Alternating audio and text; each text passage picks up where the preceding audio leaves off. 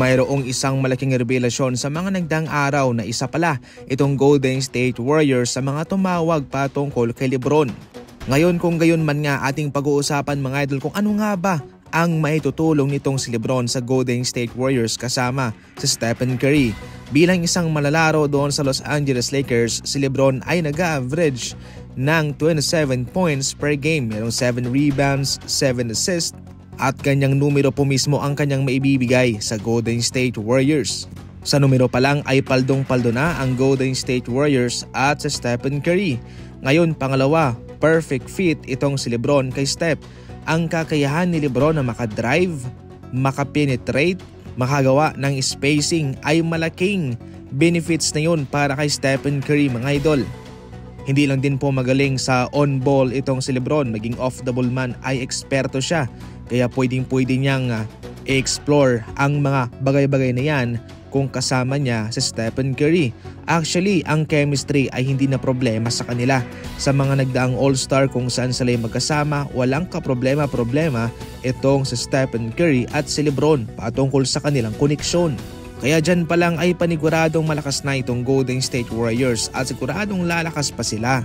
Sa ngayon ay mayroong no trade clause itong si LeBron. Kinakailangan niyang umuo para matuloy ang trade.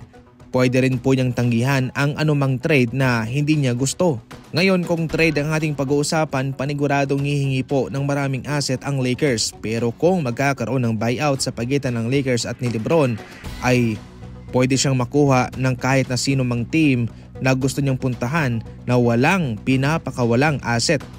Matagal nang nagkaroon ng interes at kagustuhan ang Golden State Warriors na makuha itong si LeBron James pero pinigilan sila ni Rich Paul. Pero so far ngayon kung matutuloy na ito, siguradong malakas sila at walang makakatalo pa.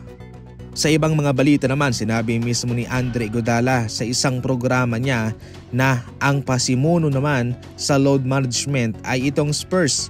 Pero sa mga panahong iyon kung saan ginagamit ng Spurs ang load management ay dahil para protektahan ang kanilang mga manlalaro. Ginagawa ito ng Spurs para sa kanilang mga matatandang mga player na syempre hindi na po pwedeng isabak sa aksyon at mabigat na minuto. Sa regular season doon talaga gumagalaw ang load management dahil sa playoff bakbakan na, binababad na sila sa aksyon. Pero sa ngayon ay marami ng mga kupunan ang gumagamit ng load management. Kaya mayroong pangontra ang NBA dyan mga idol. Pero ang resulta, kawawa ang mga manlalaro sapagkat sila mismo ang natatamaan ng malubhang injury. Maganda ang ginagawa ng Spurs noon para kay Andre Iguodala pero ngayon marami na ang nag-aabuso.